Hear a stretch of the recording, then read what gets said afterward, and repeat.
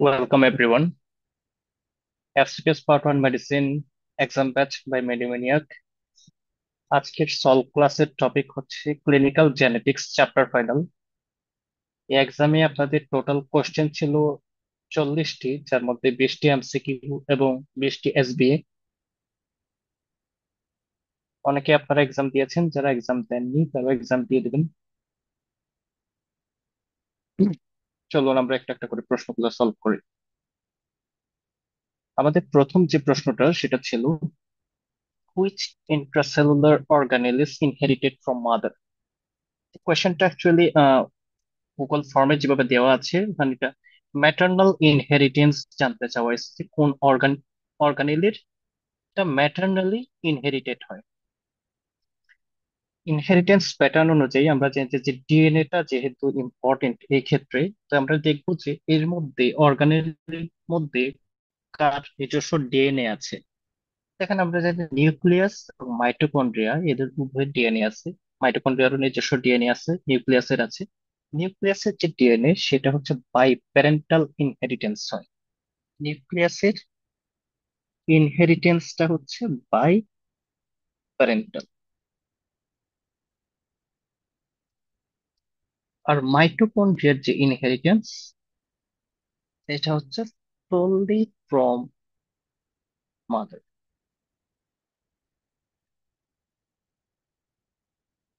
তো মাইটোকন্ড্রিয়ার ইনহেরিটেন্স প্যাটার্নটা শুধুমাত্র মার থেকে হয়, এটার ইম্পর্টেন্সটা কি?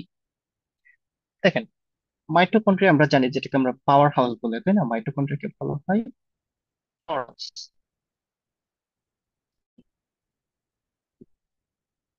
অর্থাৎ এটা হচ্ছে এনার্জি প্রডিউসিং একটা অর্গানেল। তো প্রত্যেকটা মাইটোকন্ড্রিয়াতেই থাকে হচ্ছে তার মাইটোকন্ড্রিয়াল ডিএনএ। তার মাইটোকন্ড্রিয়াল ডিএনএ যেটাকে আমরা লিখতে পারি এভাবে, মাইটোকন্ড্রিয়াল ডিএনএ। এটা নিউক্লিয়ার ডিএনএ থেকে সেপারেট। তো ফার্টিলাইজেশনের সময় কি হয়? ফার্টিলাইজেশনের সময় যে ওভাম আছে, ওভাম অর্থাৎ উইমেনের যে ওভাম আছে, ও কি করে মোস্ট অফ দ্য সাইটোপ্লাজমের কন্ট্রিবিউট করে। যে মোস্ট অফ দ্য যে সাইটোপ্লাজম এবং যে মাইটোকন্ড্রিয়া আছে, এটা আসে হচ্ছে ওভাম থেকে। এখান থেকে আসে মোস্ট সাইটোপ্লাজম এবং এবং আসে এখান থেকে মাইটোকন্ড্রিয়া।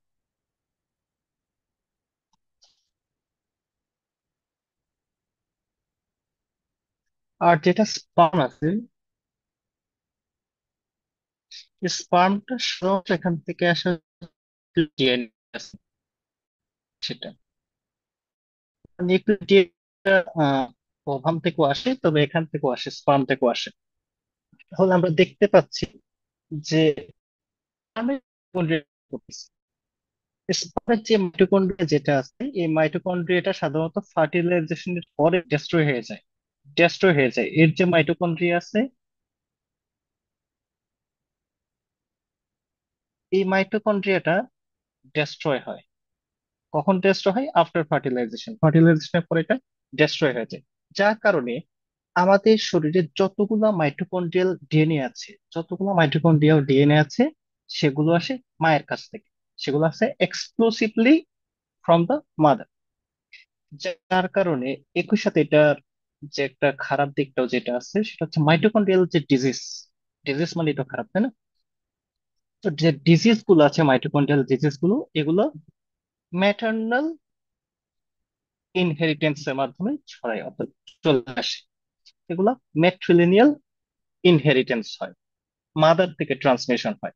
আমাদের যে মাইটোকন্ড্রিয়াল যে ডিজিজ গুলো আছে, মাইটোকন্ড্রিয়াল ইনহেরিটেন্স প্যাটার্নটা হচ্ছে মা থেকে ছড়াবে, অর্থাৎ father to offspring.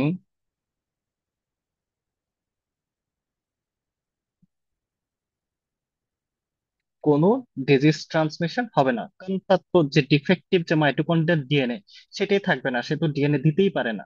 Mitochondrial DNA তো বাবার কাছ থেকে আসবেই না, তো তার কাছ থেকে ডিজিজ টু অফস্প্রিং আসবে না। যেহেতু মাদার থেকে আসবে, মাদার যেহেতু মাইটোকন্ড্রিয়াল ডিএনএটা দিচ্ছে, সো ডিজিজটাও মায়ের দিক থেকেই যাবে, ট্রান্সমিশন হবে। ট্রান্সমিশন কথাটা ঠিক না, অ্যাকচুয়ালি ইনহেরিটেন্স হবে। হ্যাঁ,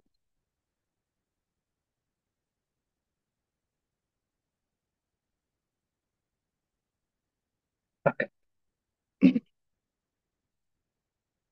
নেক্সট কোয়েশ্চেন আমরা চলে যাই। নেক্সট কোয়েশ্চেন হচ্ছে 25 years old woman known to be carrier, career বলা আছে হিমোফিলিয়া এ। তার জেনেটিক মিউটেশন আছে, হিমোফিলিয়া জেনেটিক মিউটেশন আসছে তার হাজবেন্ডের সাথে। তার হাজবেন্ডের হিমোফিলিয়া নাই, এন্ড কোনো পাস্ট মেডিকেল হিস্ট্রিও নাই। She has had 20-week scan for her first pregnancy and is having a boy. What is the risk that their child will suffer from hemophilia? আমরা জানি হিমোফিলিয়ার জেনেটিক ইনহেরিটেন্স প্যাটার্নটা কি সেটা আমাকে জানতে হবে। তো হিমোফিলিয়ার যে জেনেটিক ইনহেরিটেন্স প্যাটার্নটা কি? আচ্ছা, তাহলে আপনার মনে করার ট্রাই করুন তো হিমোফিলিয়ার যে জেনেটিক ইনহেরিটেন্স প্যাটার্নটা কি। হিমোফিলিয়ার জেনেটিক ইনহেরিটেন্স প্যাটার্নটা হচ্ছে x linked recessive disorder. X linked recessive disorder. তো এক্স লিঙ্ক রিসেসিভ ডিসঅর্ডারের ক্ষেত্রে কারা এফেক্টেড হয় আর কারা ক্যারিয়ার হয়? আমরা জানি এক্স লিঙ্ক রিসেসিভ এর ক্ষেত্রে মেল এফেক্টেড হয়,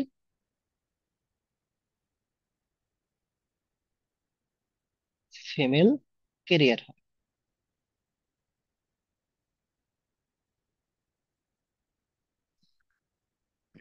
আচ্ছা, যদি ফিমেল যদি ক্যারিয়ার হয়, এখানে আমার বলতে হচ্ছে মা হচ্ছে ক্যারিয়ার। মা যদি ক্যারিয়ার হয় তবে সেক্ষেত্রে তার বাচ্চাদের কত পার্সেন্ট চান্স থাকে এফেক্টেড হওয়ার? 50% চান্স থাকে। কত পার্সেন্ট চান্স থাকে? 50% চান্স থাকে। এটা হচ্ছে এক্স লিঙ্কড রিসেসিভ এর ক্ষেত্রে। আর মেল যদি এফেক্টেড হয়, মেল এফেক্টেড আমি ধরে নিলাম এটা তো এক্স লিঙ্ক রিসেসিভ, হ্যাঁ এটা তো এফেক্টেড হবে। তো তারা কি করে, তাদের ওয়াই ক্রোমোজোমটা তাদের ছেলেদেরকে দেয়, এবং এক্স ক্রোমোজোমটা কাকে দেয়? মেয়েকে দেয়। তো বাবা থেকে ছেলের মধ্যে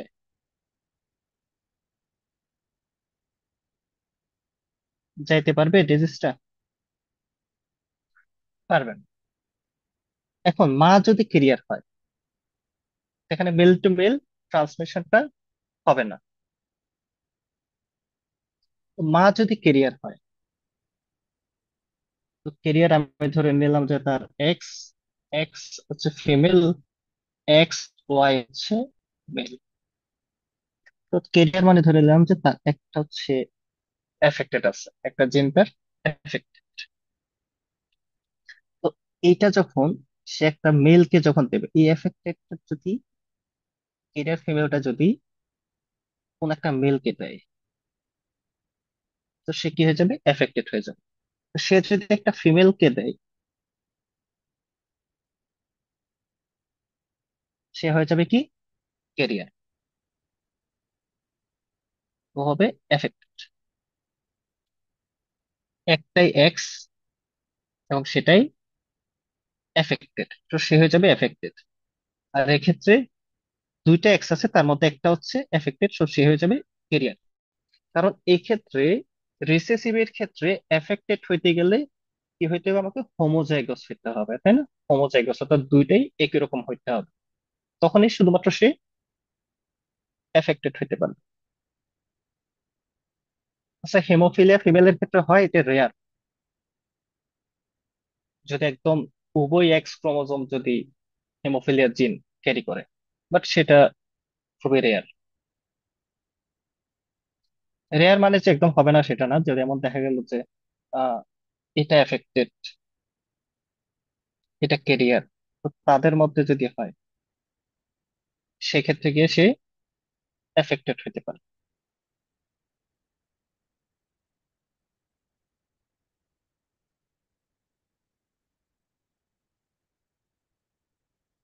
তাহলে হেমোফিলিয়া হচ্ছে x linked recessive. X linked recessive এর ক্ষেত্রে মা যদি ক্যারিয়ার হয় সেক্ষেত্রে বাচ্চার হেমোফিলিয়া হওয়ার চান্স 50%। যদি মেল বয় হয়, যেটা বলছে এটা মেল বয় হবে না, বয়, তার চান্স হচ্ছে 50%।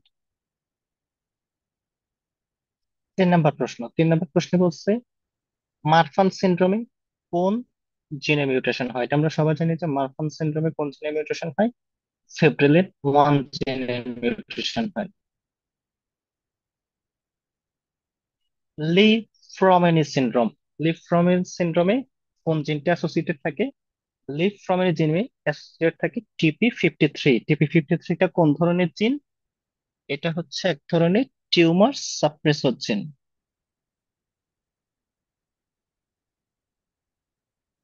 এটার পাশাপাশি আপনাকে এখান থেকে পড়তে হবে যে লিভ ফ্রমেনি সিন্ড্রোমের সাথে অ্যাসোসিয়েটেড আর যে ম্যালিগনেন্সি গুলো আছে সেটা আপনাকে এখান থেকে পড়তে হবে।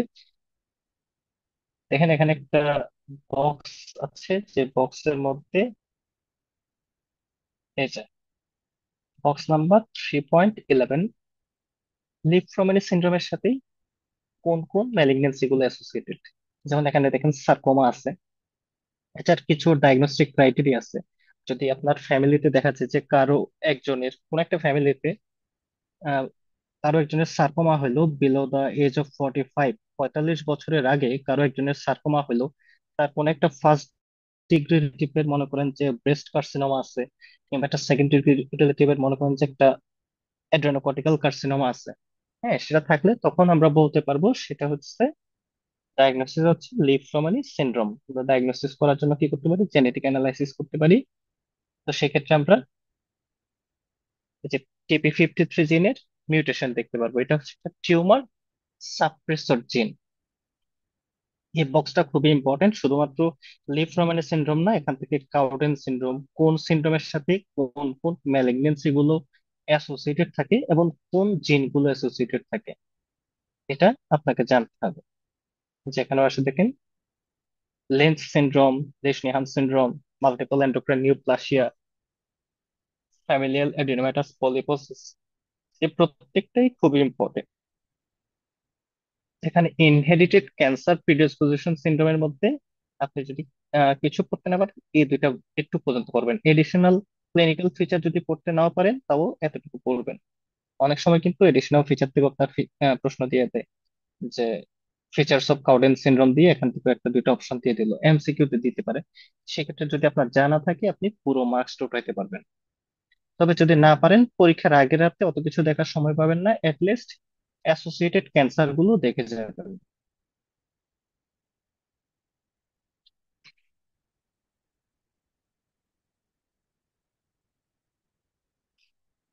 5 নম্বর প্রশ্ন, 29-year-old female visits your clinic with 8-year-old daughter who has cystic fibrosis।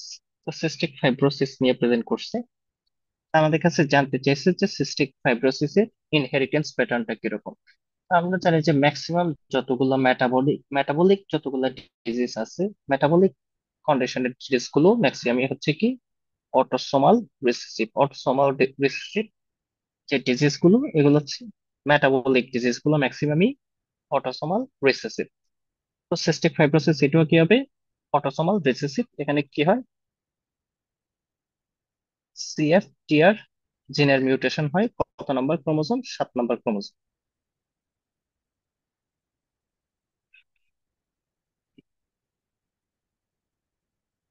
6 নম্বর প্রশ্ন, a 18-year-old man with learning disability, কি আছে তার? লার্নিং ডিসেবিলিটি,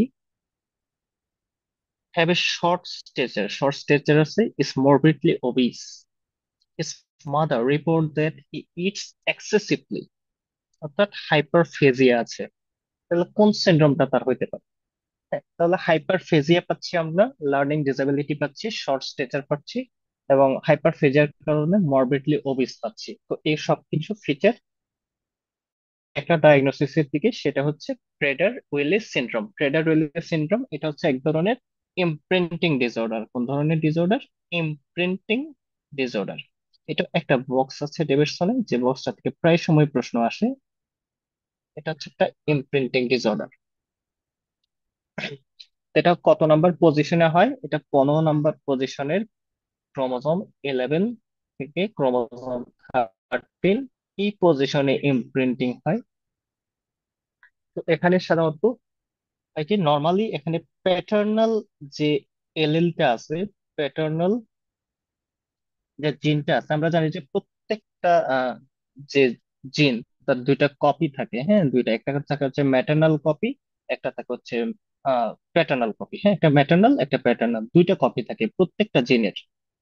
তো ইমপ্রিন্টিং ডিসঅর্ডারের ক্ষেত্রে হয় কি, এই যে একটা নির্দিষ্ট রিজন বললাম, রিজনটাতে প্যাটার্নাল যে জিনটা আছে, এলএনটা আছে, সেটা অ্যাক্টিভ থাকে, এবং ম্যাটার্নাল যে এলিল আছে সেটা সাইলেন্ট থাকে।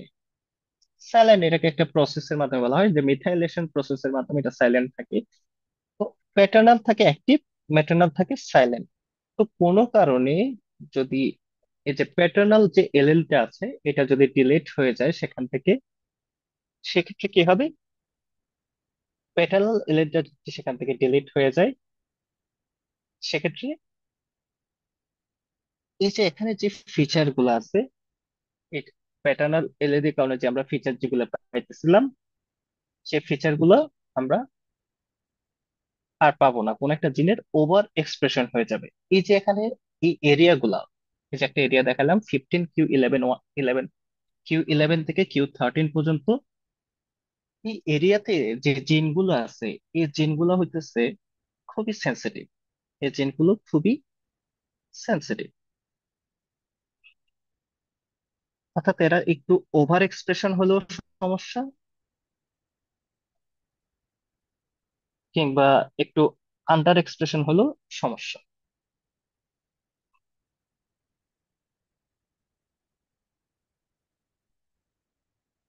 তো এটাকে নেচার এটাকে এমন সৃষ্টি করতে, এটাকে এমন ভাবে এটাকে সলভ করে রাখছে যে এখানে যাতে একটা এলিল অ্যাক্টিভ থাকে, অন্য একটা যাতে সাইলেন্ট থাকে। ঠিক আছে।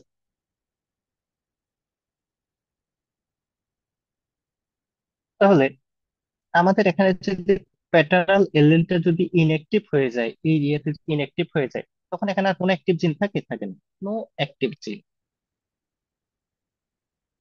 কোনো অ্যাক্টিভ জিন না থাকার কারণে এখানে কি হয়, যে আমরা যে ফিচার গুলা পাইতেছি, যে হাইপারফেজিয়া। হাইপারফেজিয়া কেন হয়? অর্থাৎ বেশি বেশি খায়।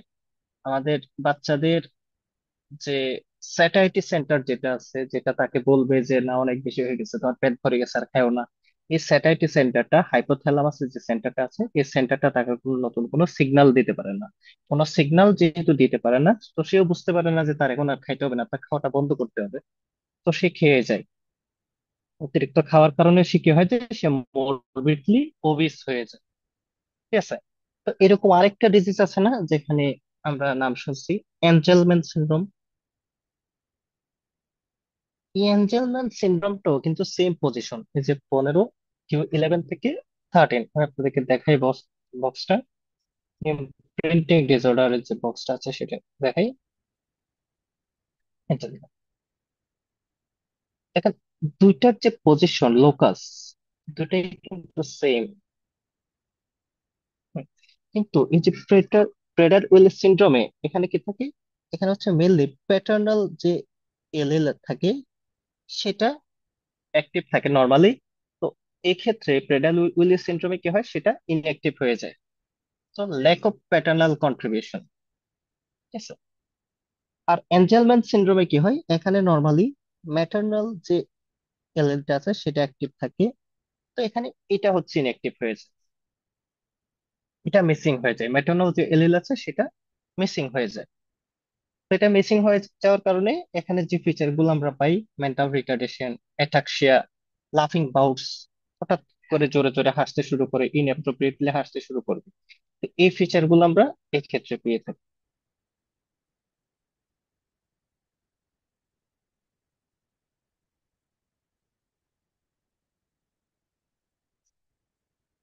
ইমপ্রিন্টিং ডিসঅর্ডারে মেন জিনিসটা হচ্ছে কি, এই লোকাস গুলাতে যে জিনের কপি থাকে, এর মধ্যে ম্যাটার্নাল কপি অথবা প্যাটার্নাল কপি যে কোনো একটাই অ্যাক্টিভ থাকে। নর্মালি যে কোনো একটাই অ্যাক্টিভ থাকে। কোনো কারণে যদি একটা যেটা অ্যাক্টিভ ওইটাই যদি মিসিং হয়ে যায়, কোনো কারণে যদি যেটা অ্যাক্টিভ সেটাই যদি মিসিং হয়ে যায়, সেক্ষেত্রে আমরা এই ডিজিজের যে ফিচার গুলো আছে সেই ফিচার গুলো আমরা এখানে পাই।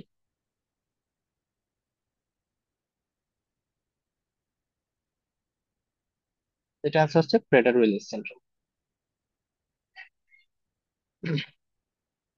আচ্ছা, 35-year-old woman attends the clinic with 10-year-old daughter. Her husband has recently died of a condition thought to be mitochondrial encephalopathy, lactic acidosis, stroke-like episode। অর্থাৎ একটা মাইটোকন্ড্রিয়াল ডিজিজ। কে মারা গেছে? Husband. Where he suffered a number of strokes and progressive dementia, her death was at the age of 50. Which of the following represents the chances of her daughter being affected by the condition? অর্থাৎ বাবা affected ছিল, বাচ্চার মধ্যে অর্থাৎ তার মেয়ের মধ্যে হওয়ার চান্স কতটুকু? আমরা জানি যে মাইটোকন্ড্রিয়াল যে ডিজিজ গুলো আছে আমি একটু আগেই বলেছি, সেটা বাবা থেকে ছড়াবে না, বাবা থেকে আর নেক্সট জেনারেশনে যাবে না। এটা শুধুমাত্র ম্যাটারনাল ইনহেরিটেন্স হবে, অর্থাৎ মা থেকে যাবে। তো এক্ষেত্রে চান্স হইতেছে কত? 0%, কারণ বাবা তো কোনো মাইটোকন্ড্রিয়াল যে ডিএনএ সেটা দিতেই পারবে না নেক্সট জেনারেশনকে। সো এক্ষেত্রে চান্স হচ্ছে 0%। আর এনে কি? আমরা জানি যে এখানে যে সুগার রেসিডিউ যেটা আছে সেটা রাইবোস, ডিএনএ এর ক্ষেত্রে তাকে হচ্ছে ডিঅক্সি রাইবোস, তাই না?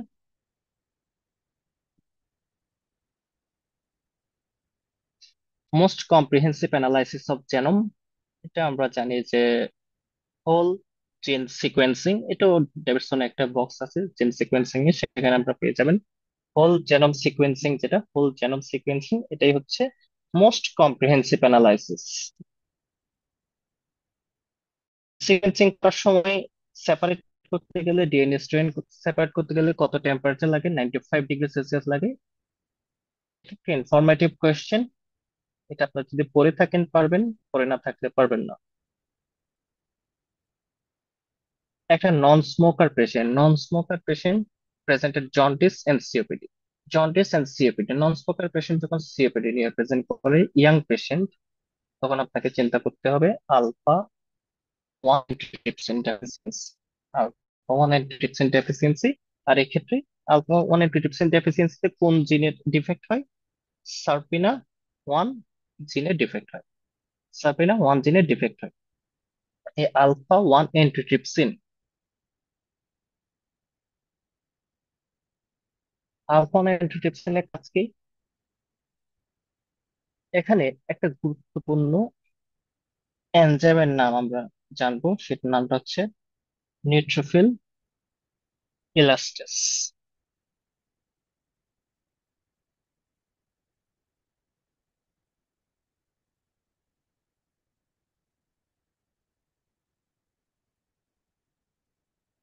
হুম। তো এই আলফা ওয়ান অ্যান্টিট্রিপসিন হচ্ছে serine protease inhibitor. Serine protease inhibitor.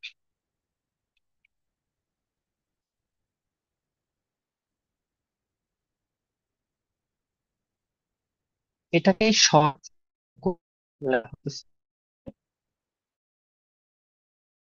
সার্পিন,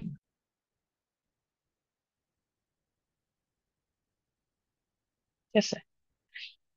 সার্পিন, এটা মূলত হচ্ছে সার্পিন এ, সার্পিন এ ওয়ান। আচ্ছা, তো এই কাজ কি? এর কাজ হচ্ছে এই নিউট্রোফিল ইলাস্টিস থেকে টিস্যুকে রক্ষা করা।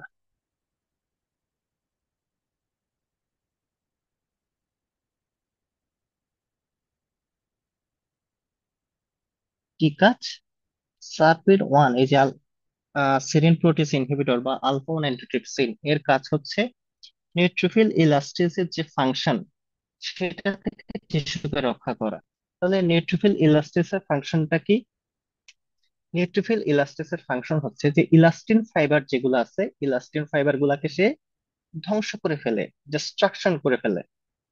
তা আমাদের যে লাংসে এলভিওলাই আছে, এলভিওলাই ওখানে যে ইলাস্টিন ফাইবার গুলো যে আছে, এগুলা যখন চেঞ্জ হয়ে যায়, এগুলো যখন ডিস্ট্রাকশন হয়ে যায়, তখন কি হয় আমাদের emphysema, early onset emphysema develop করে বা সিওপিডি ডেভেলপ করে। এছাড়া এরা কি হয়, এই আলফা ওয়ান অ্যান্টিট্রিপসিন গুলা, এই আলফা ওয়ান অ্যান্টিট্রিপসিন গুলো আবার হ্যাপাটোসাইটে গিয়ে অ্যাকুমুলেশন হয়। তো এরা যখন হ্যাপাটোসাইটে গিয়ে অ্যাকুমুলেশন হয়, তখন তারা কি করতে পারে, জন্ডিস করতে পারে।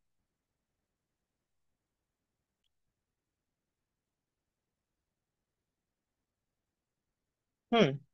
তাহলে কিভাবে জন্ডিস করে, আমি এটা একটা মুছে দেই।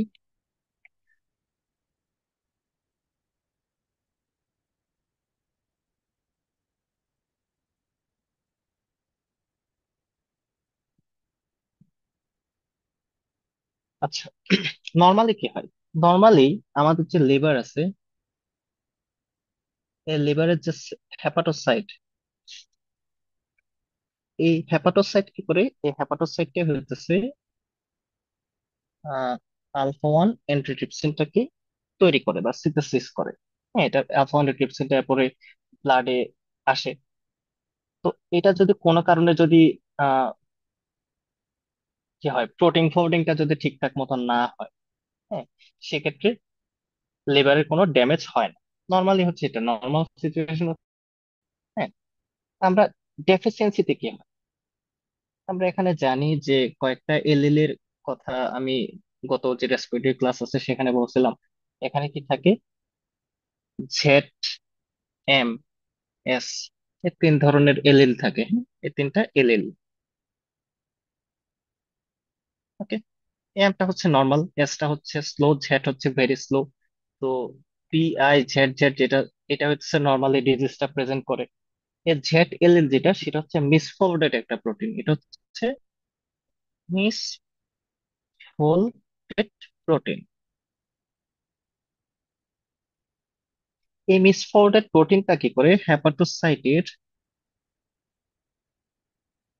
হ্যাপাটোসাইটের যে এন্ডোপ্লাজমিক রেটিকুলাম আছে, এর যে এন্ডোপ্লাজমিক রেটিকুলাম, এই এন্ডোপ্লাজমিক রেটিকুলামে গিয়ে জমা হইতে থাকে, অ্যাকুমুলেশন হইতে থাকে। তো সে যখন এখানে অ্যাকুমুলেশন হইতে থাকে, তখন হ্যাপাটোসাইটের কি হয়, ইনজুরি হয়, হ্যাপাটোসাইটের ইনজুরি হয়। হ্যাপাটোসাইটের ইনজুরি হয়, তো একটা সময় হ্যাপাটোসাইট সেলগুলো ডেথ হয়, হ্যাঁ, সেলগুলো মারা যায়। আমরা জানি যে হ্যাপাটোসাইটের যদি ইনজুরি হয়, তাহলে কি হবে, বিলিরুবিনের মেটাবলিজম ইম্পেয়ারমেন্ট হবে না। হ্যাপাটোসাইটে যদি ইনজুরি হয়, সে বিলিরুবিনের মেটাবলিজমটাকে ইম্পেয়ার করবে। তা আলটিমেটলি কি হবে না, যে আনকনজুগেটেড যে বিলিরুবিন আছে সেটা কনজুগেশন হবে না। আর যে কনজুগেটেড বিলিরুবিন যেটা আছে সেটা বাইল দিয়ে এক্সক্রিট হবে না। আর তো যে একটা অবস্ট্রাকশন তৈরি হবে, বাইল ফ্লো যদি অবস্ট্রাকশন হয়, তাহলে যেটা কনজুগেটেড বিলিরুবিন আছে সেটা বেড়ে যাবে। আলটিমেটলি আমরা কি পাবো, হাইপার বিলিরুবিনেমিয়া পাবো, অর্থাৎ জন্ডিস পাবো।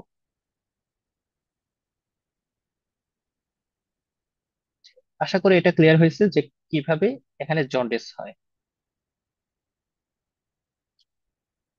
12 নম্বর প্রশ্নে বলছে, genomic variation in which there is a change in codon without altering the amino acid. অর্থাৎ শুধুমাত্র কোডন চেঞ্জ হয়, অ্যামাইনো অ্যাসিড চেঞ্জ হয় না। তো কোডন বলতে আমরা কি বুঝি, কোডন হচ্ছে তিনটা থ্রি নিউক্লিওটাইড বেস যখন একটা পরপর যখন আমরা যুক্ত করি, তখন সেটাকে একটা কোডন বলে। যেমন এ, ইউ, জি, এরকম তিনটা তিনটা পরপর যুক্ত হয়ে একটা কোডন তৈরি হয়। এক একটা কোডন হচ্ছে একটা অ্যামিনো অ্যাসিড কে ইন্ডিকেট, একটা কোডন অ্যামিনো অ্যাসিড কে ইন্ডিকেট করে। বিভিন্ন রকমের কোডন আছে, অনেকগুলো কোডন আছে।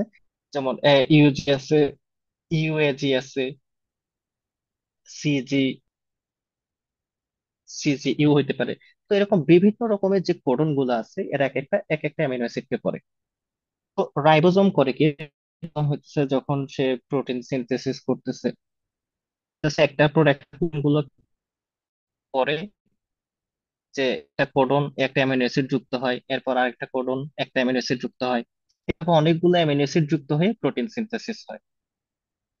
এই ক্ষেত্রে অনেক সময় কি একটা কোডন চেঞ্জ হয়ে যায় কিন্তু অ্যামাইনো অ্যাসিড চেঞ্জ হয় না। এটা মানে কি, মানে এটা দিয়ে বোঝায় যে দুইটা ডিফারেন্ট কোডন, আমি ধরে নিই এই দুইটা কোডনই একটা সিঙ্গেল অ্যামাইনো অ্যাসিডকে কি করতে পারে, ইন্ডিকেট করতে পারে।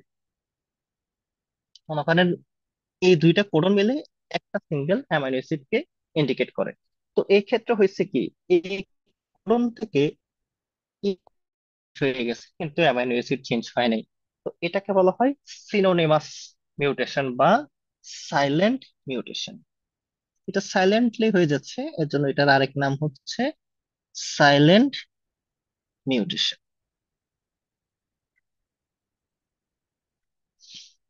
এটার ঠিক বিপরীতটাকে যদি আমি বলি, যে একই সাথে আমার কোডনও চেঞ্জ হচ্ছে এবং অ্যামাইনো অ্যাসিডটাও চেঞ্জ হয়ে যাচ্ছে।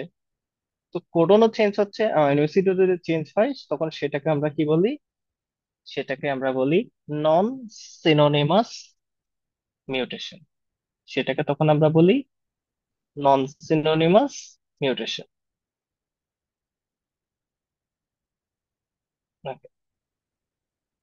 তাহলে আমরা নন সিনোনিমাস মিউটেশনটা কি কিভাবে বলবো?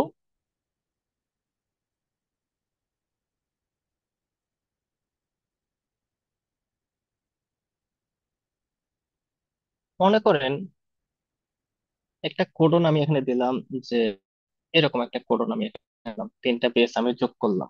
তো মনে করেন এটা মানে হচ্ছে গ্লুটামেট।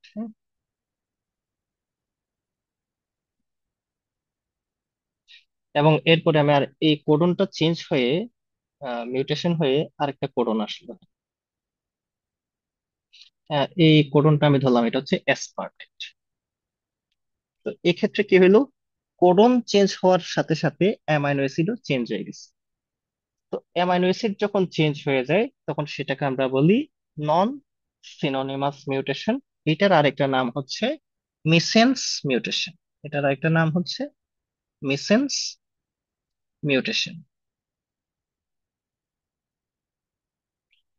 এটার এই যে মিসেন্স মিউটেশন একটা সুন্দর এক্সাম্পল হচ্ছে সিকেল সেল এনিমিয়া।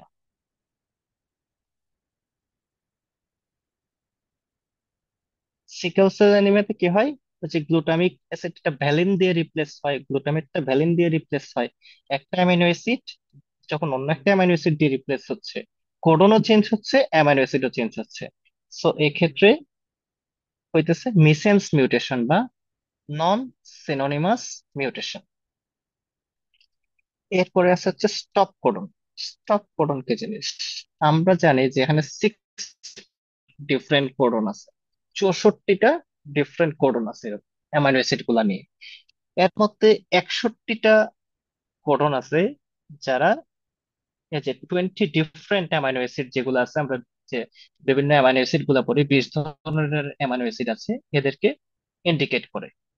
আর বাকি 3টা আছে যারা থাকা মাত্র বুঝে যে কোডন। অর্থাৎ অ্যামাইনো অ্যাসিড, সরি, এটা কোডন যখন কোনো একটা অ্যামাইনো অ্যাসিড সিকোয়েন্স যুক্ত হবে তখনই প্রোটিন সিনথেসিস অফ হয়ে যাবে। মনে করেন এই 3টা কোডন আমি লিখি। এই 3টা কোডন হচ্ছে ইউজিএ, ইউএজি, একটা হচ্ছে ইউএএ। এই 3টা, মনে করেন আমি এখানে কোডন গুলো লিখতেছি। একটা এইউজি লিখলাম, রাইবোজোম এটাকে রিড করলো যে হ্যাঁ একটা কোডন আসছে, একটা অ্যামাইনো অ্যাসিড এখানে যুক্ত করলাম। আরেকটা কোডন আসলো, আরেকটা অ্যামাইনো অ্যাসিড যুক্ত হলো।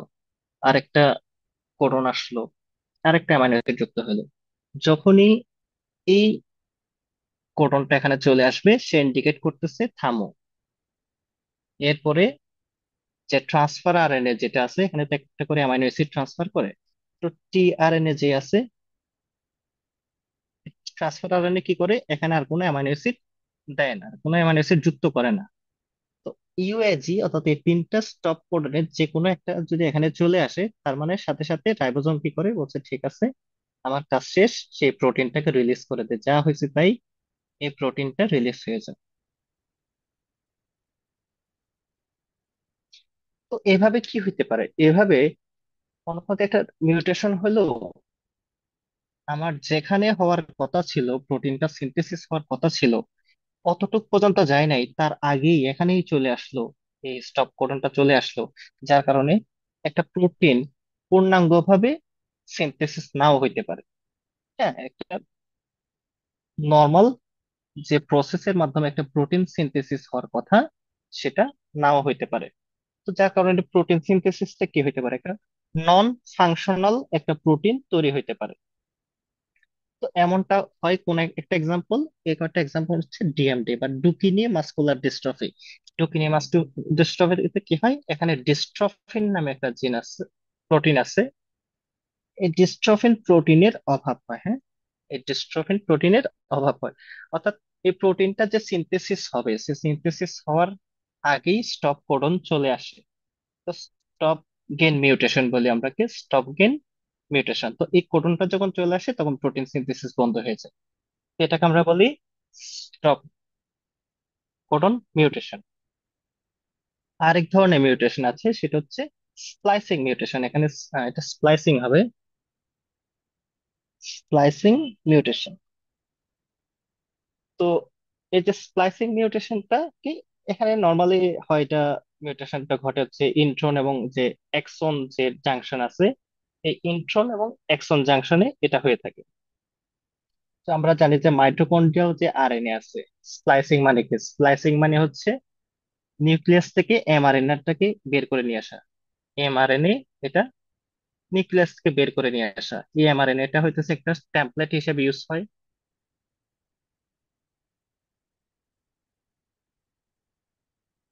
এটা একটা টেমপ্লেট হিসেবে ইউজ হয়, পরবর্তীতে আমরা সেখান থেকে অটোমেটিক কি করি, যে প্রোটিন যেটা আছে সেটা আমরা সিনথেসিস করি।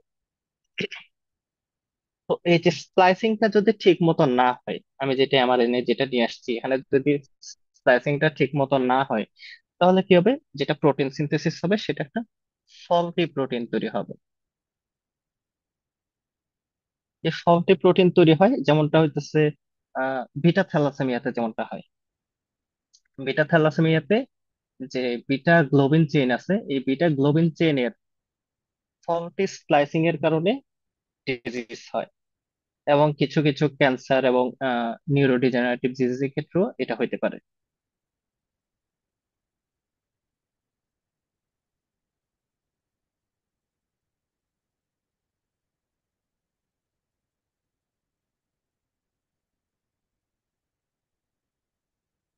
Okay, আশা করি মিউটেশন গুলো বোঝা গেছে। স্পিন্ডল ফাইবার কোথায় কোন ধাপে গিয়ে অ্যাড হয়, এটা আপনারা একদম ক্লাস 9-10 থেকে পড়তেছেন। এটা হচ্ছে অ্যানাফেজ ধাপে গিয়ে add হয়। রিপেয়ার হয় কোন ধাপে, রিপেয়ার হয় জি 2 তে। আমরা জানি যে ইন্টারফেসের যে ধাপগুলো আছে, G1, S, G2। G1 এ হচ্ছে আমরা রেডি করি যা যা কিছু লাগবে, সবগুলা ম্যাটেরিয়াল আমরা G1 এ রেডি করি। এস এ আমরা সিনথেসিস করি, রেপ্লিকেশন করি, যা করা সবকিছু কাজগুলো আমরা এস এ করি। এরপর G2 তে যখন আসে তখন আমরা দেখি যে যেটা আমরা সিনথেসিস করলাম সেটাতে কোনো প্রবলেম আছে কিনা, কোনো রিপেয়ার করার দরকার হবে কিনা। যদি রিপেয়ার করার দরকার হয় আগেই রিপেয়ার করে দেন সেটাকে আমরা যে মাইটোসিসে পাঠাবো, অর্থাৎ নেক্সট যে ধাপটা আছে সেটাতে আমরা পাঠাবো। এরপর তো সেটা গ্রো করবে। কোনো কারণে যদি আমার কোনো একটা রিপেয়ারে যদি কোনো একটা সমস্যা থেকে যায়, আমি যদি ধরতে না পারি যে কোনো একটা প্রবলেম হয়েছে, তাহলে কি হবে, যে আমার একটা মিউটেটেড একটা কন্ডিশন যেটা আমার এখানে তৈরি হয়েছে, একটা যে এরর তৈরি হয়েছে, আমার ডিএনএ তে একটা দোষ আছে, একটা ফল্ট আছে, সেটাই বারবার মিউটেটেড হইতে থাকবে। তো এটা এইভাবে ক্যান্সার থেকে শুরু করে অন্যান্য যে ডিজিজ গুলো আছে সেগুলো, এররটা ফিক্সড হয় কোন স্টেজে, এররটা ফিক্সড হয় G2 স্টেজে।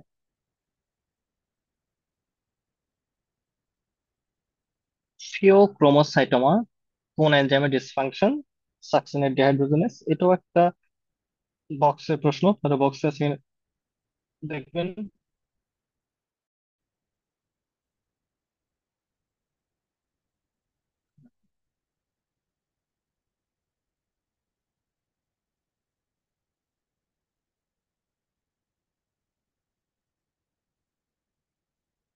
দেখেন, হচ্ছে বক্স 3.7, খুব বেশি ইম্পর্টেন্ট বক্স না, কিন্তু কখনো যদি প্রশ্ন দিয়ে দেয় সেক্ষেত্রে আপনাকে সাবধান থাকতে হবে, একটু দেখে গেলেন। ঠিক আছে।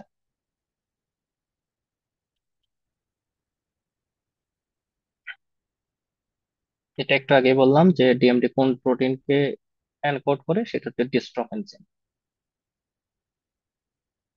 আচ্ছা, এমআরএনএ এমআরএনএ নিউক্লিয়াস থেকে আসে কিসের মাধ্যমে, সেটাও একটু আগে বললাম, স্প্লাইসিং প্রক্রিয়ার মাধ্যমে, স্প্লাইসিং এর মাধ্যমে। হ্যাঁ? এটা করে কে স্প্লাইসিওসোম, স্প্লাইসিং প্রসেসটার মাধ্যমে এটা হয়। অ্যারো রিপেয়ারমেন্ট এগিন একই প্রশ্ন, জি টু ফেসে হয়। অ্যাপোপ্টোসিস হয় কার মাধ্যমে? অ্যাপোপ্টোসিস হয় অ্যাক্টিভেশন অফ ক্যাপসিসের মাধ্যমে, অ্যাক্টিভেশন অফ ক্যাপসিসের মাধ্যমে।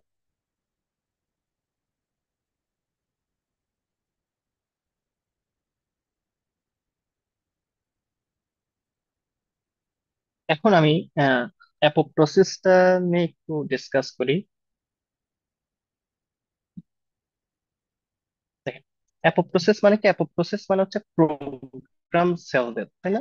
অ্যাপোপ্টোসিস মানে হচ্ছে প্রোগ্রামড সেল ডেথ।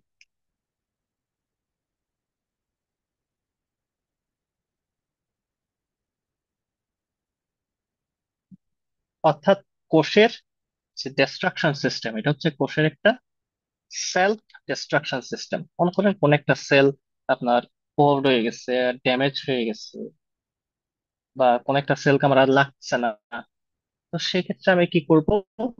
সেক্ষেত্রে আমি সেলটাকে একটা সিস্টেমের মধ্যে এনে ধ্বংস করে ফেলবো। হ্যাঁ, তো এটা একটা কন্ট্রোল প্রসেস। যেটা যদি আনকন্ট্রোল হয়ে যায় তখন সমস্যা, কিন্তু অ্যাপোপ্টোসিস মেনলি একটা কন্ট্রোল প্রসেস। এখানে ক্যাসপেস কি? ক্যাস ক্যাপসেস ক্যাসপেস বলতেছি, এটা হচ্ছে ক্যাসপেস হবে এটা। এটা হবে ক্যাসপেস। ক্যাসপেস মানে কি? ক্যাসপেস মানে হচ্ছে দেখেন, সিস্টিন অ্যাসপার্টেট প্রোটিয়েস। ঠিক আছে, এখান থেকে আসছে সি, এখান থেকে আসছে এ, এস, পি, এখান থেকে আসছে এস, আর হইলো স্পেস। তো এটা কি? এটা হচ্ছে এক ধরনের প্রোটিওলাইটিক এনজাইম। এটা কি? এক ধরনের এনজাইম, যেটা কি করে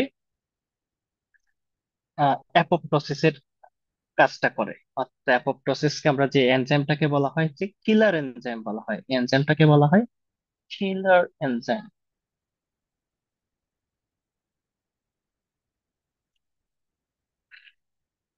তো এখানে এ কাজ করে, এ কাজ হচ্ছে প্রোটিন অংশটাকে কেটে দেওয়া। প্রোটিন অংশ যেটা আছে সেটাকে কেটে দেওয়া। তো এটা নর্মালি ক্যাসপেসটা আমাদের বডিতে সাধারণত ইনঅ্যাক্টিভ ফর্মেই থাকে, অর্থাৎ প্রোক্যাসপেস হিসেবে থাকে। যখনই সে সিগন্যাল পায়, সে অ্যাক্টিভ হয়েছে। তো নর্মালি আমাদের বডিতে যখন কোন একটা সেলের মধ্যে মনে করেন ডিএনএ ড্যামেজ হয়ে গেছে, কিংবা ঠিক মতো সে গ্রো হতে পারতেছে না, কিংবা তার গ্রোথ ফ্যাক্টর যেটা আছে সেটা কমে গেছে, তখন মাইটোকন্ড্রিয়া থেকে, আচ্ছা এটা অনেক ডিটেলস হয়ে যাবে আমার মনে হয়, এদিকে না যাওয়াই ভালো। আপনি এটুকু জানেন যে ক্যাসপেসটা হচ্ছে কি করে, এটা অ্যাপোপ্টোসিস করে। হ্যাঁ, এটা হচ্ছে কিলার এনজাইম হিসেবে কাজ করে। এই অ্যাপোপ্টোসিস জিনিসটা হচ্ছে এমন একটা জিনিস, সেটা হচ্ছে আপনার যদি কম হয় তাহলেও সমস্যা, এটা যদি খুব বেশি হয় তাহলেও এটা সমস্যা।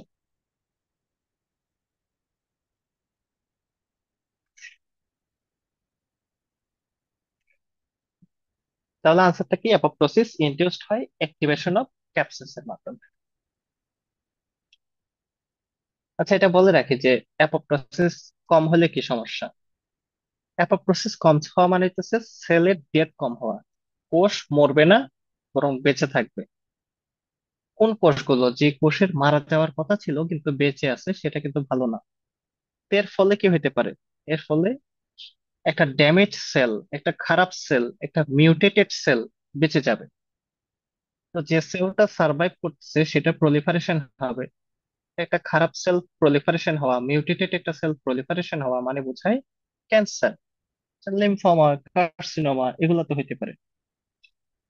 এছাড়া যে অটোইমিউন যে ডিজিজ গুলো আছে, হ্যাঁ, নর্মালি অ্যাপোপ্টোসিসের মাধ্যমে নষ্ট হওয়ার কথা ছিল সেলফ রিঅ্যাক্টিভ ইমিউন সেল, এটা সার্ভাইভ করে যাচ্ছে, এখানেও অ্যাপোপ্টোসিস কম হচ্ছে।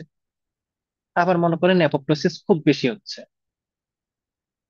এই ক্ষেত্রে কি হয়, অ্যাপোপ্টোসিস খুব বেশি হলে সাধারণত যে নিউরো ডিজেনারেটিভ যে ডিজিজ গুলো আছে, যেমন অ্যালজাইমার্স ডিজিজ, পার্কিনসন ডিজিজ, এই ডিজিজ গুলো হয়। হ্যাঁ, তখন হচ্ছে আমাদের বডি যে নিউরন আছে, নিউরন গুলো এক্সেসিভ অ্যাপোপ্টোসিস হয়, যতটুকু হওয়ার কথা ছিল না ততটুকু অ্যাপোপ্টোসিস হয়। এছাড়া এইডস, এইচআইভি থেকে যে এইডস হয়, এখানেও এক্সেসিভ সিডি4 কাউন্ট কমে যায়, না সিডি4 কমে যায় এইডস এ। এখানে সিডি4 টি সেল গুলো এক্সেসিভলি ডিস্ট্রাকশন হয় অ্যাপোপ্টোসিসের মাধ্যমে। সো এটা হচ্ছে এক্সেসিভ অ্যাপোপ্টোসিসের খারাপ দিক। 22 নম্বর প্রশ্ন, 20 নম্বর প্রশ্ন, sorry. Young boy distinctive facial appearance, hyperphagia, small hands and feet নিয়ে আসছে, আপনার ডায়াগনোসিস কি হতে পারে? সো এক্ষেত্রে ডায়াগনোসিস হচ্ছে কি, অ্যাঞ্জেলম্যান সিনড্রোম। এটা একটা বক্স, ইমপ্রিন্টিং ডিসঅর্ডারের বক্স, ইমপ্রিন্টিং ডিসঅর্ডার বক্স থেকে যখন আপনি দেখবেন তখন এখানে অ্যান্সার গুলো দেখতে পাবেন যে কি কি ফিচার আছে।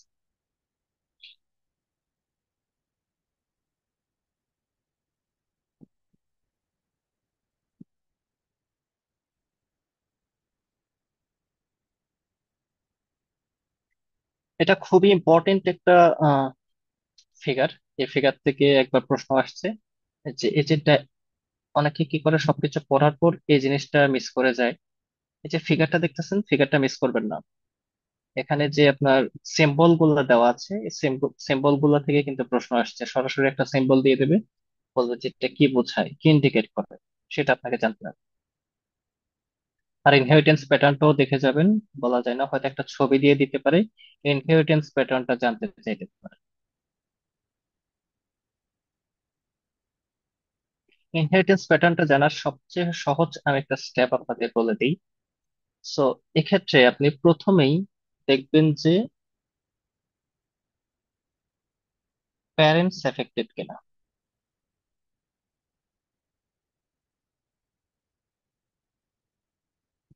এটা সবচেয়ে সহজ টেকনিক।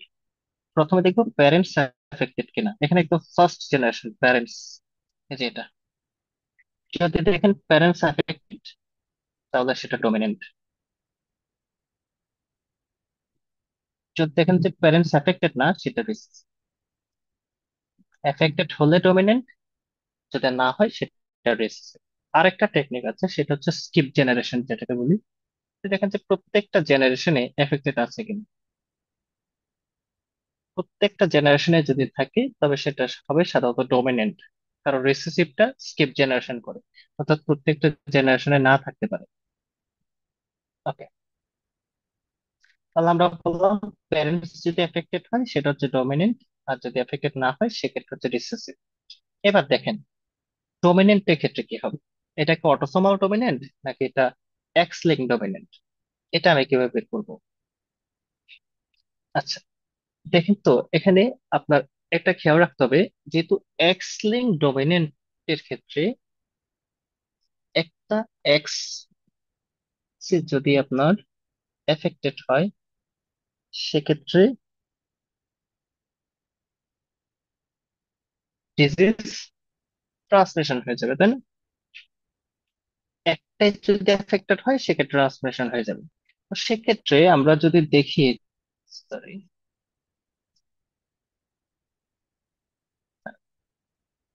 যদি বাবা থেকে যদি ডটারে ট্রান্সমিশন হচ্ছে কিন্তু বাবা থেকে ছেলের মধ্যে ট্রান্সমিশন হচ্ছে না, এটা আছে কিনা দেখতে হবে। অর্থাৎ ফাদার টু সন ট্রান্সমিশন আছে কি নাই, এই জিনিসটা আমি দেখি। Father to son, father to son যদি ট্রান্সমিশন না থাকে, তখন সেটা হয়ে যাবে এক্স লিঙ্ক ডমিনেন্ট, অর্থাৎ কোনো মেল থেকে মেল ট্রান্সমিশন হচ্ছে না, সেটাকে আমি বলে দেবো এক্স লিঙ্ক ডমিনেন্ট। আর যদি দেখা যায় যে না হচ্ছে, ছেলে থেকে ছেলের মধ্যেও যাচ্ছে, আবার ছেলের থেকে আহ বাবা থেকে ছেলের মধ্যে না গেলেও বাবা থেকে সব মেয়েদের মধ্যে ডিজিজটা যাচ্ছে, তো সেক্ষেত্রে সেটা হয়ে যাবে এক্স লিঙ্ক ডমিনেন্ট। আর যদি মেল ফিমেল দুটাই এফেক্টেড হয়, মেল ফিমেল দুটাই যদি এফেক্টেড হয়, সেটাকে হচ্ছে অটোসোমাল ডমিনেন্ট, সিম্পল। আর রিসেসিভ এর ক্ষেত্রে আমি দেখবো মেল বেশি এফেক্টেড নাকি ফিমেল বেশি এফেক্টেড। রিসেসিভ এর ক্ষেত্রে আমি দেখবো মেল বেশি এফেক্টেড নাকি ফিমেল বেশি এফেক্টেড। রিসেসিভ এর ক্ষেত্রে একটা মনে রাখবেন, যদি দেখেন যে শুধুমাত্র মেল এফেক্টেড হচ্ছে, শুধু মেল এফেক্টেড হইতেছে, তো সেটা এক্স লিঙ্ক রিসিভ হবে, সেটা হবে এক্স লিঙ্কড রিসেসিভ। আর যদি মেল ফিমেল উভয়ই এফেক্ট হয়, সেক্ষেত্রে সেটা হবে অটোসোমাল রিসেসিভ। যদি শুধুমাত্র মেল এফেক্টেড ফিমেল ক্যারিয়ার, সেটা এক্স লিঙ্ক রিসেসিভ। আর যদি উভয়ই আপনার এফেক্টেড হয়, তবে সেটা অটোসোমাল রিসেসিভ। অটোসোমাল রিসেসিভে আরেকটা জিনিস আপনি দেখতে পাবেন, সেটা হচ্ছে এখানে কি থাকে, যে কনস্যাঙ্গুইনিটি, এটা ইম্পর্টেন্ট, এরকম একটা সাইন অনেক সময় আপনি দেখতে পারবেন অটোসোমাল রিসেসিভে থাকতে পারে। কনস্যাঙ্গুইনিটি কি ইম্পর্টেন্ট।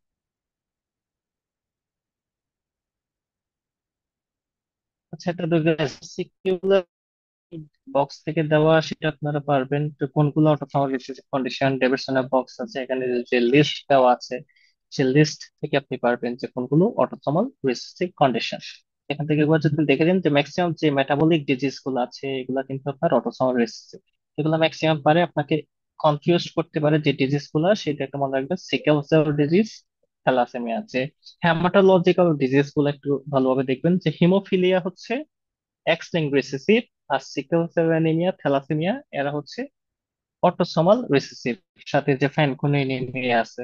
হ্যামাটোলজিক্যাল যেগুলো আছে, এগুলো একটু ভালোভাবে দেখবেন, এগুলো তো অনেক সময় কনফিউশন ক্রিয়েট হইতে পারে। প্রেডার উইলি সিনড্রোমে কি কি ফিচার পাওয়া যায়, এটা আপনারা পারবেন। যে দেখেন প্রেডার উইলিতে কি হয়, হাইপোটোনিয়া, শর্ট স্টেচার, ইনফার্টিলিটি, এই সমস্ত ফিচার আমরা পাইতে পারি।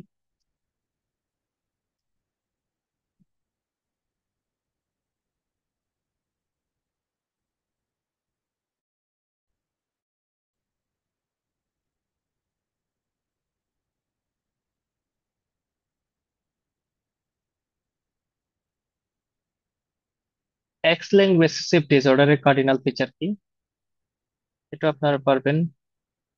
এটা মেল থেকে মেল ট্রান্সমিশন হয় না, এটা আমি শুরুতেই বলছি। এভরি জেনারেশনে থাকবে না, যেহেতু এটা রিসেসিভ, তো এভরি স্কিপ জেনারেশন থাকবে। কনসিগুইনাস এর ক্ষেত্রে এটা হচ্ছে অটোসোমাল রিসেসিভটা হচ্ছে ফ্রিকোয়েন্সি বেশি থাকে, মেল এফেক্টেড বেশি, এটা ট্রু। এবং হাইলি ভেরিয়েবল পেনিট্রেন্স এন্ড এক্সপ্রেসিভিটি, এটাও ফলস। এই যে হাইলি ভেরিয়েবল পেনিট্রেন্স এন্ড এক্সপ্রেসিভিটি, এটা দ্বারা কি বোঝায়? পেনিট্রেন্স দ্বারা বোঝায় যে মূলত এলিল যদি ডিফেক্টিভ হয়, এলিল হচ্ছে ডিফেক্টিভ, তার প্রেজেন্টেশন কিরকম হবে? ডিফেক্টিভ এলিল থাকার পরেও তার প্রেজেন্টেশন থাকবে কিনা, অর্থাৎ ডিজিজের ফিচার গুলা থাকবে কিনা, সেটা দ্বারা বোঝায় পেনিট্রেন্স। যদি এলএল ডিফেক্টিভ হওয়া মানেই তার প্রেজেন্টেশন আছে, তার মানে আমরা বুঝবো তার পেনিট্রেন্স খুবই ভালো, হাই পেনিট্রেন্স। আর যদি না ডিফেক্টিভ আছে কিন্তু প্রেজেন্টেশন আসে না, সেক্ষেত্রে আমরা বলবো এটা পেনিট্রেন্স কম।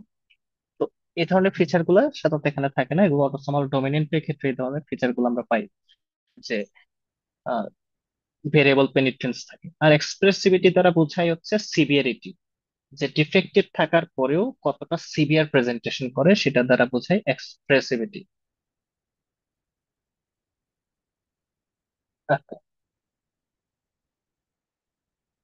সিএজি রিপিট এক্সপেনশন, এটা অ্যাকচুয়ালি হবে হচ্ছে coding repeat expansion. Coding repeat এক্সপেনশনের এক্সাম্পল গুলা কি, তো একটা বক্স, থেকে থেকে আপনারা জানবেন কোনগুলো কোডিং রিপিট এক্সপেনশন, কোনগুলো নন কোডিং রিপিট এক্সপেনশন।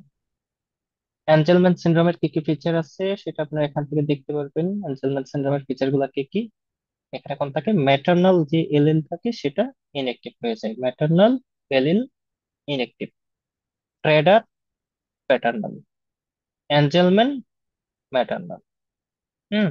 মা হচ্ছে অ্যাঞ্জেল, হ্যাঁ, এটা মনে রাখবেন, মা হচ্ছে অ্যাঞ্জেল, পরি। ক্লাইনফেল্টার সিনড্রোমের ফিচার কি, এটা দেখে নেবেন যে কি কি ফিচার আছে। ক্লাইনফেল্টার আমরা দেখবো সবাই জানেন, টেস্টি স্মল থাকে, শর্ট স্ট্রেচার থাকে না, এখানে লং স্ট্রেচার থাকে। আর ক্ল্যাপ লিপ, ক্ল্যাপ প্যালেট, এসব এখানে না। গাইনোকোমেশিয়া থাকে, হাইপারফেজিয়া তো এখানে ফিচার না। স্টপ কোডন কোনটা, একটু আগে বললাম ইউজিজি, ইউজিএ আর ইউএজি। হ্যাঁ, এই তিনটা হচ্ছে স্টপ কোডন। ইউএএ, ইউজিএ আর ইউএজি। ফ্যাপের কি কি অ্যাসোসিয়েটেড ক্যান্সার, ওই দেখে বললাম। যেটা আপনার একটা বক্স আছে ডেভিডসনে, ক্যান্সার প্রিডিসপোজিশন সিনড্রোমের। এখানে আছে কোলোরেক্টাল কার্সিনোমা, ডিউটেনাল কার্সিনোমা, আর একটা আছে hepatoblastoma. BRCA two associated cancer, BRCA two associated cancer কি কি আছে? Breast cancer, ovarian carcinoma, pancreatic carcinoma, prostate carcinoma. হ্যাঁ, এখানে যে option দেওয়া আছে।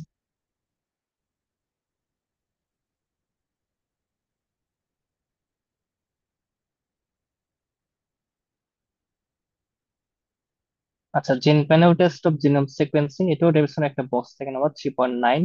এটা কস্ট এফেক্টিভ, এটা মোস্ট কম্প্রিহেন্সিভ না। মোস্ট কম্প্রিহেন্সিভ তো যে বলছিলাম হোল জিনোম সিকোয়েন্সিং, যেটা এটা মোস্ট কম্প্রিহেন্সিভ অ্যানালাইসিস। এটা মোসাইসিস হওয়ার চান্স বেশি, true. Easy to interpret, true. Better identification of dose abnormalities, এটা ফলস। বক্সে দেখলে ওদের ফিচার গুলো দেওয়া আছে, কিন্তু দেখতে পারবেন। এটা এক্সলিঙ্ক কন্ডিশন। ঠিক আছে। X linked condition, X linked dominant recessive দুটেই হবে এখানে তো। যেটা এক্সলিঙ্ক কন্ডিশন বলছি, আমরা জানি থ্যালাসেমিয়া, সিকেল সেল ডিজিজ, এরা হচ্ছে অটোসোমাল রিসেসিভ, এরা এক্স লিঙ্কড না। এক্স লিঙ্কড হচ্ছে হেমোফিলিয়া, ডিএমডি, অ্যালপোর্ট সিনড্রোম। অ্যালপোর্ট সিনড্রোমটা হচ্ছে x link dominant.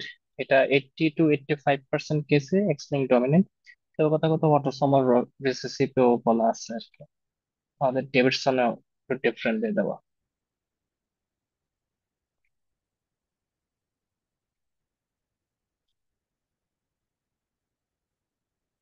Autosomal recessive example আবার আসছে, সেই অটোসোমাল রিসেসিভ এক্সাম্পল কি কি আছে, ওই এক্সাম্পল গুলো। নিউমেরিক্যাল ক্রোমোজোমাল অ্যাবনর্মালিটি, কোশ্চেনটা হবে নিউমেরিক্যাল ক্রোমোজোমাল অ্যাবনর্মালিটি। আপনাদের কোশ্চেনে ঠিক করে দেওয়া আছে এখানে, যদিও এটা এখনো কারেকশন করা হয় নাই। কোশ্চেনে কারেকশন করে দেওয়া ছিল। এখানে সবকটাই হচ্ছে নিউমেরিক্যাল ক্রোমোজোমাল অ্যাবনর্মালিটি।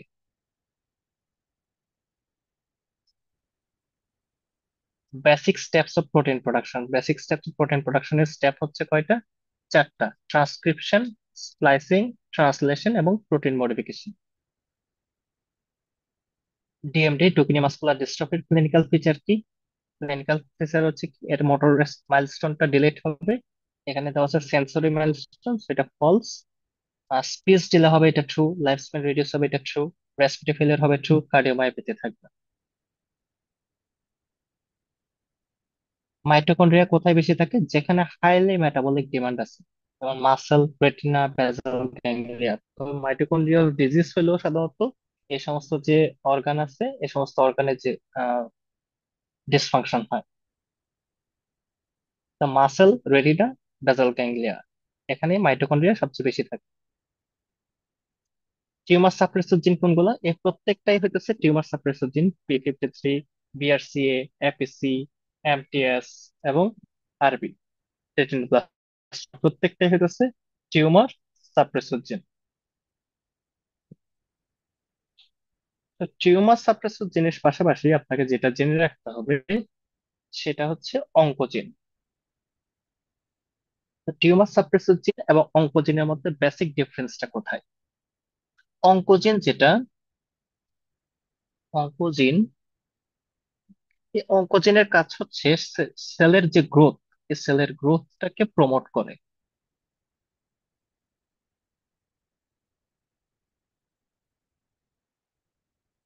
এবং টিউমার সাপ্রেসর জিন,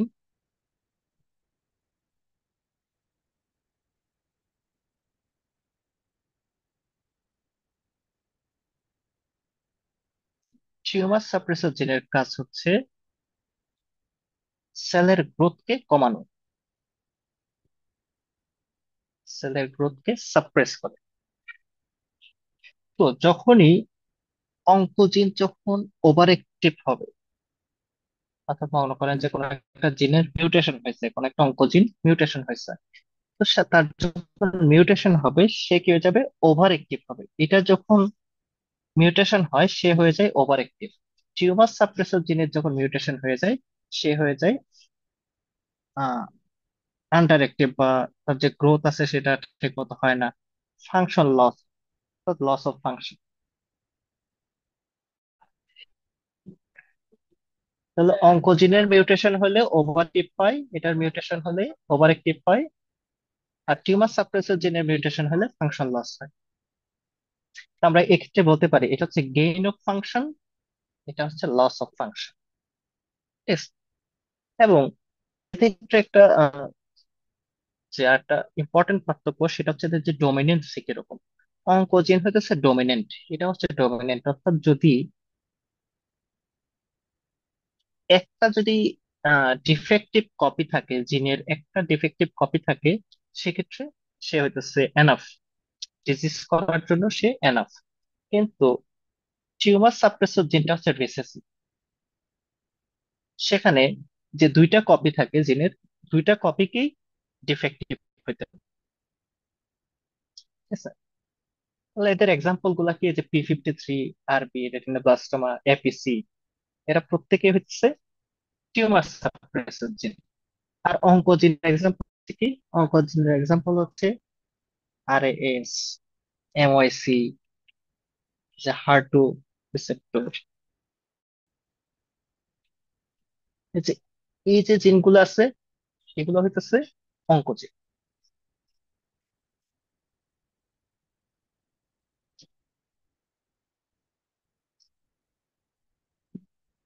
ঠিক আছে? তো এরা যখন ওভার অ্যাক্টিভ হয়, এরা যখন ওভার অ্যাক্টিভ হয় তারা হচ্ছে ক্যান্সারকে গ্রোথ করে। আমরা এটাকে একদম সহজভাবে একটা যদি গাড়ির ব্রেক আর অ্যাক্সেলারেটর, একদম সহজ ভাবে যদি বলি, এটা হইতেছে অ্যাক্সেলারেটর, আর যে টিউমার সাপ্রেসর জিন আছে সেটা হচ্ছে ব্রেক।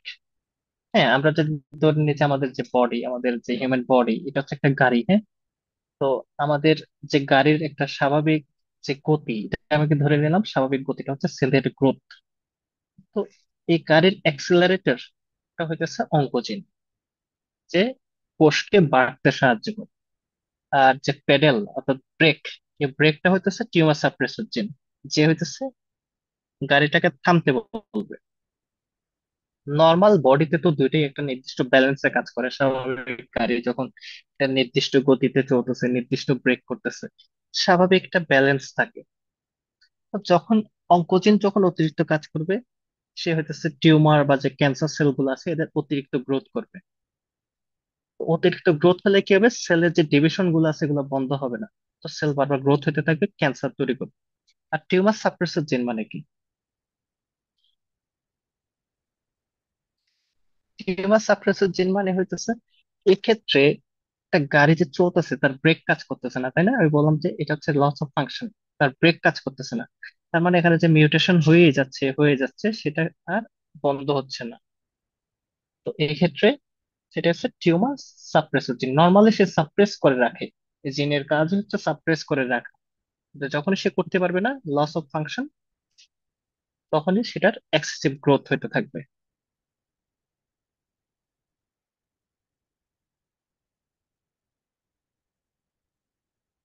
সিম্পল যদি একটা এক্সাম্পল বলে, যে BRCA1, এই যে জিনটা এটা কি করে, ওর কাজ হচ্ছে ডিএনএ কে রিপেয়ার করা। এই জিনটার কাজ হচ্ছে ডিএনএ রিপেয়ার করা।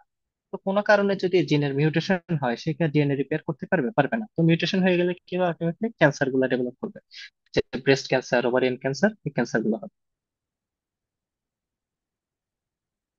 এক্স লিঙ্ক রিসেসিভ এর ক্যারেক্টারিস্টিক ফিচার আবার আসছে, এটা তো এখানে একটু আগে দেখালাম, এই ফিচার গুলো এখানে পাওয়া যায়। এখানে both male and female affected হয় না, এখানে সাধারণত ফিমেল এফেক্টেড হয়, মেল ক্যারিয়ার হয়, ট্রান্সমিটেড বাই হেটারোজাইগাস ফিমেল। ঠিক আছে, হেটারোজাইগাস ফিমেল দ্বারাই ট্রান্সমিটেড হয়। কারণ একটা হচ্ছে এফেক্টেড থাকে আর একটা নন, অর্থাৎ ক্যারিয়ার হেটারোজাইগাস ফিমেল বলতে বোঝায় carrier. Male to male transmission হয় না, এখানে সাধারণত ফিমেল থেকে ট্রান্সমিশন হয়, মেলে ট্রান্সমিশন হয়, মেল এফেক্টেড হয়, ফিমেল ক্যারিয়ার হয়। এফেক্টেড মেলে আনএফেক্টেড সন এবং ক্যারিয়ার ডটার থাকে। হ্যাঁ, ঠিক আছে। কারণ সেটা হচ্ছে ছেলেকে দেবে কি, ছেলেকে দেবে হচ্ছে ওয়াই ক্রোমোজোম। আর মেয়েটাকে দিবে হচ্ছে এফেক্টেড এক্স ক্রোমোসোম, তো মেয়েটা ক্যারিয়ার হয়ে যাবে। অনলি মেল এফেক্টেড, এটা ট্রু। মেন্ট টু বি অর্থাৎ মাল্টিপল এন্ডোক্রাইন নিউপ্লাসিয়া টু বি তে কি কি থাকে? টু বি তে হচ্ছে এই তিনটা ফিচার হচ্ছে অ্যাকচুয়ালি টু এর ফিচার, হ্যাঁ। টু এর ফিচার তিনটাই কিন্তু মেন্ট টু বি তেও থাকে। এর সাথে আরো এক্সট্রা কিছু থাকে, যেমন মার্ফেনয়েড হ্যাবিটাস, এই ফিচার গুলো থাকে, কিন্তু এই তিনটাও থাকে। তো এটা একটু খেয়াল রাখতে হবে, শুধুমাত্র এই তিনটা যে শুধুমাত্র মেন্ট টু এ তে থাকে তা না, এই তিনটা মেন্ট টু বি তেও থাকে। এক্স লিঙ্কড রিসেসিভ এক্সাম্পল আবার আসছে, এক্স লিঙ্ক রিসেসিভ এক্সাম্পল গুলো আপনি এখান থেকে দেখে নেবেন কি কি এক্সাম্পল আছে। এখান থেকে specially G6PD, haemophilia A B, DMD, তারপর হচ্ছে আপনার ডায়াবেটিস ইনসিপিডাস, যে এক্সাম্পল গুলো একটু ভালোভাবে দেখবেন, যেগুলো কমন যে ডিজিজ গুলো আছে সেটা ভালোভাবে দেখবেন। ওকে, সে সাথে শেষ হয়ে গেল আমাদের আজকের সলভ ক্লাস। এরপর যদি আপনাদের জেনেটিক্সে কোনো টপিক আপনাদের কোনো কনফিউশন থাকে, আপনারা আমাকে জানাতে পারেন, আমি সেটা পরবর্তীতে চেষ্টা করব লেকচারের মাধ্যমে শেষ করে দেওয়ার। সবাই ভালো থাকবেন, সুস্থ থাকবেন। আজকের মতো এটুকু। Thank you.